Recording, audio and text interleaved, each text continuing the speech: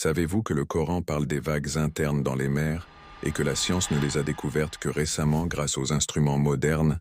Allah dit, ou comme des ténèbres dans une mer profonde. Une vague en recouvre une autre, au-dessus de laquelle se trouve une nuée.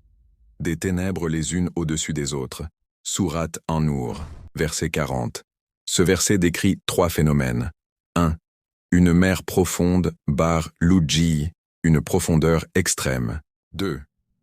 Une vague au-dessus d'une autre vague, cela fait référence aux vagues internes, invisibles à la surface. 3. Des ténèbres les unes au-dessus des autres, c'est la description exacte du manque total de lumière dans les profondeurs. À l'époque du prophète Muhammad, personne ne pouvait plonger à de telles profondeurs, ni observer ce phénomène. Le Coran l'a pourtant décrit il y a plus de 1400 ans. 2. Selon la science moderne, les scientifiques ont découvert les vagues internes au 19e et 20e siècle.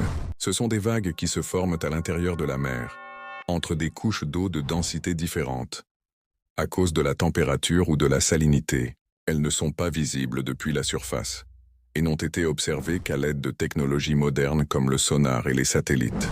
Les océanographes confirment que ces vagues existent à plusieurs centaines de mètres sous la surface, dans une obscurité totale exactement comme le décrit le Coran. 3. Selon la raison, comment un homme vivant dans le désert, au 7e siècle, sans instruments, sans navigation en mer profonde, aurait-il pu décrire un phénomène aussi précis et invisible?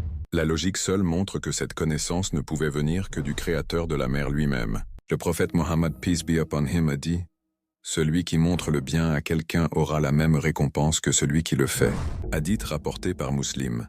Alors, restons ensemble jusqu'à la fin de cette vidéo. Apprenons, partageons et diffusons la lumière de la vérité. Qu'Allah vous bénisse et vous accorde sa miséricorde.